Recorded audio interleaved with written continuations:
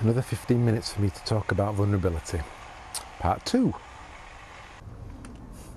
Okay, this is a follow-on, 15-minute follow-on from the video I recorded this morning prior to being coached by Catherine, my fellow Supercoach Academy student, on the subject of vulnerability, namely my vulnerability and how come I'm not vulnerable sometimes, and what that was all about, and what is vulnerability, etc. And I took some notes, so I will whiz through some of those notes and speak a bit more about vulnerability. Hopefully it's a bit bright. Hopefully you can hear me. It's not too bright, and the washing I've got hung up isn't distracting you. I don't know if you can see it or not, but anyway, doesn't matter. So let me do a quote, a very big quote by Stephen Russell about vulnerability, to set the table, to use an expression, or just to, to get a feeling for what vulnerability means. And I hope you can't hear the gardener making gardening noises. Maybe it's just me. Anyway, vulnerability is the only authentic state. Being vulnerable means being open for wounding, but also for pleasure. Being open to the wounds of life means also being open to the bounty and beauty. Don't mask or deny your vulnerability. It is your greatest asset. Be vulnerable. Quake and shake in your boots with it. The new goodness that is coming to you in the form of people, situations and things can only come to you when you are vulnerable and open. Stephen Russell. I might read that again, but maybe I won't. It's a good description of vulnerability.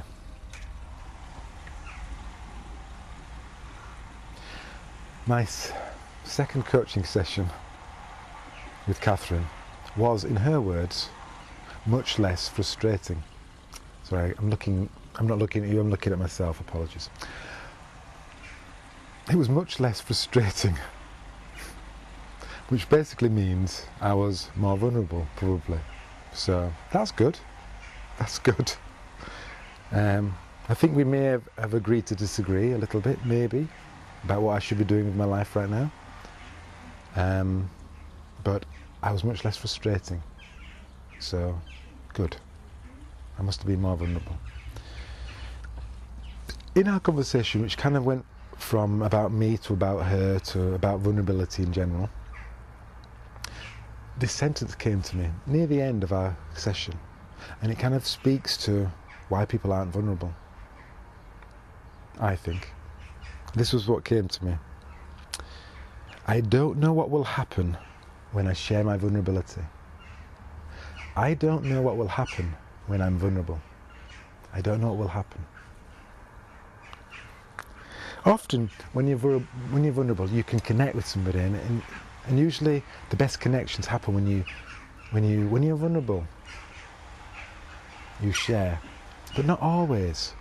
Sometimes, if the person that you're speaking to is defensive, offensive, in a low state of mind, or just plain angry with you, you share your vulnerability with them, and it could be the end of your friendship, the end of your relationship. You could receive anger, or some kind of conflict could result from it. We like to manage our experiences as much as we think we can. I like to manage my experience as much as I think I can. I don't know what will happen. I don't know what will happen. Therefore, let's not be vulnerable. And it's obvious, isn't it? Of course, that's why people aren't vulnerable, because I don't know how it will be received. Will they use it against me? Will they hear me properly? Will they understand what I've just said? Will they be offended by it? Will this make our relationship stronger, or will it make it weaker? I don't know what will happen when I share my vulnerability. I don't know what will happen when I admit to not knowing it all. I don't know what will happen when I ask for help, when I admit to myself that I need help. I don't know what will happen when I stop holding back.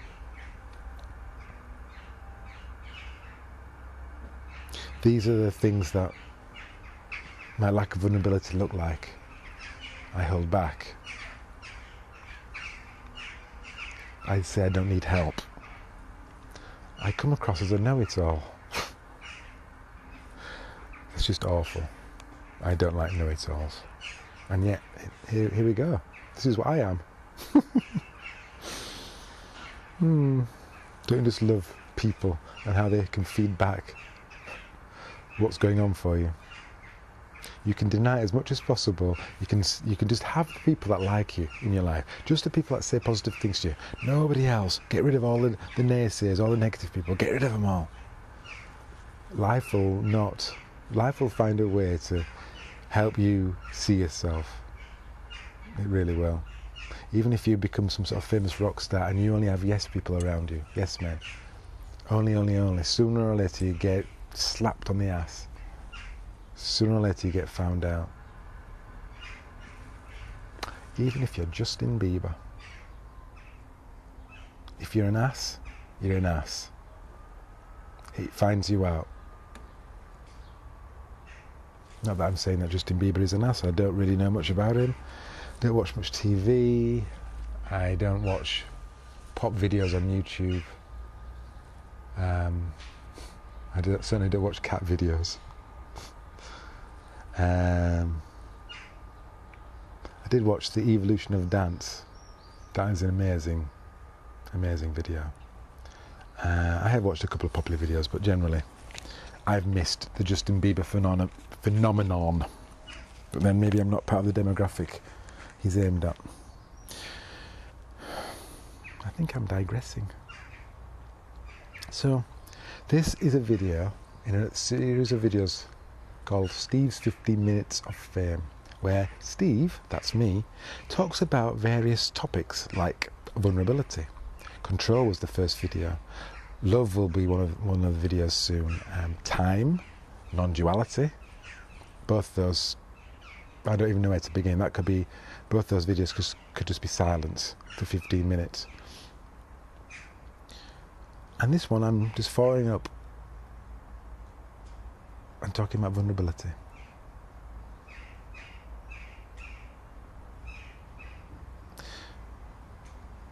Part of the coaching session, we used expressions like this. This is what vulnerability looks like. We used expressions like this. Being authentic. Be comfortable with yourself. Comfortable in your own skin. And all that is another way of saying being yourself. So, by the way, being yourself is kind of my number one subject. I'm kind of obsessed with it. Yeah, and I'm about to create some video interviews with all types of people. People like me, my friends, my family, friends of friends, semi-famous people, famous people. Eckhart Tolle, Oprah Winfrey, Brené Brown, whoever I can get to interview.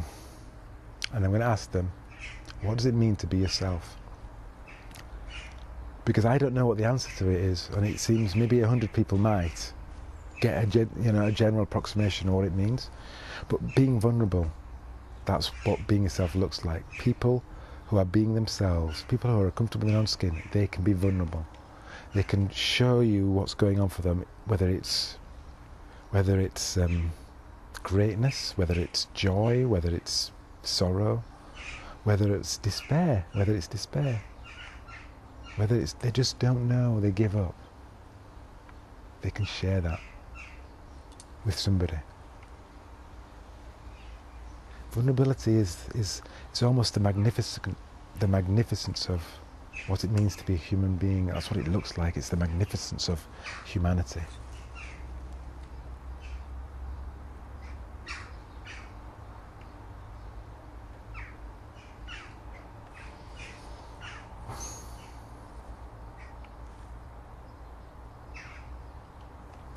And I can talk for as long as I've I can talk about it.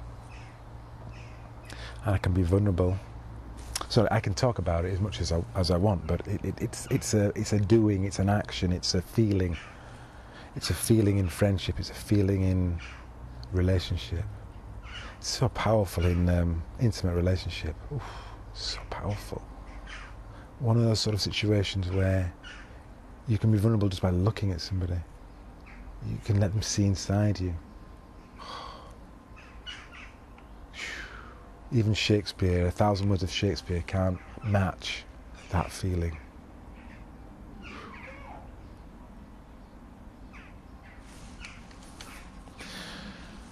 So I'm a big fan of vulnerability. I'm a big fan of being yourself. I try to be vulnerable as much as I can whilst I'm doing these videos. I share what comes. I speak largely without a script. I've got a few notes, but I just share. Usually something wise comes through me, usually. Sometimes I tighten up and I get anxious about filling the time. I can hear my neighbour having an issue with her dog. I hope you can't, but I can. I wish her well.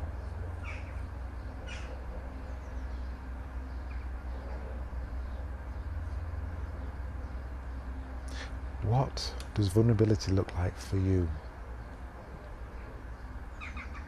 How do you do vulnerability well? How do you not do it so well? What can you share with people easily?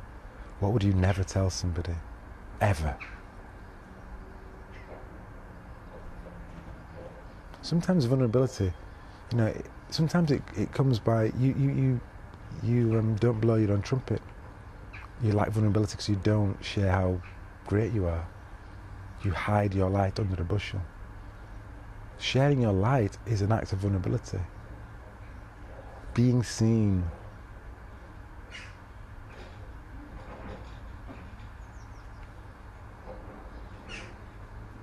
I always do these videos, cozy places, my home.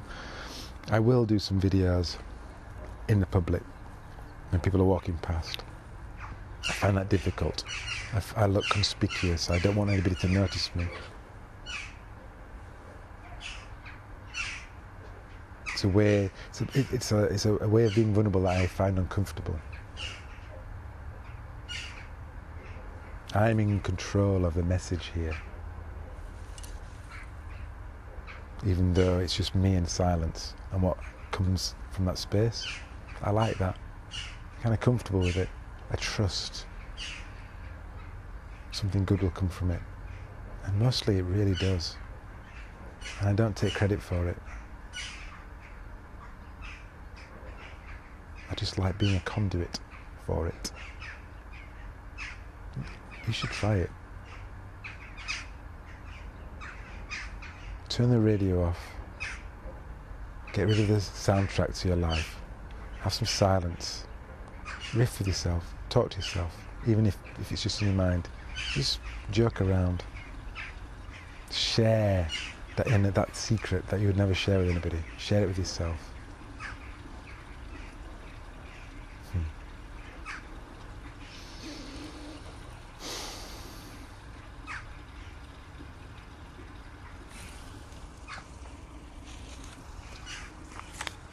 Stephen Russell's words. Vulnerability is the only authentic state. Being vulnerable means being open for wounding, but also for pleasure.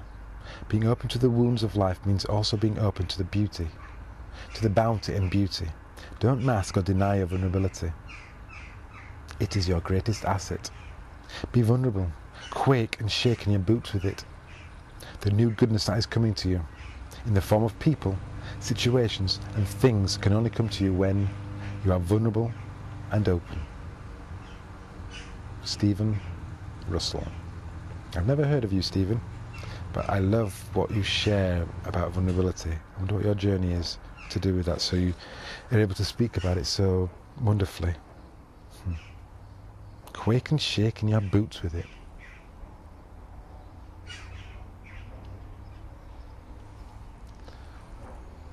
That's all I've got to say. I do vulnerability well. Sometimes I don't. Thank you, Catherine, for highlighting that. And thanks for the coaching session today.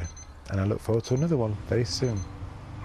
And if you've got any other thoughts about other words I can talk about, other subjects, please share when you see this video. Thank you.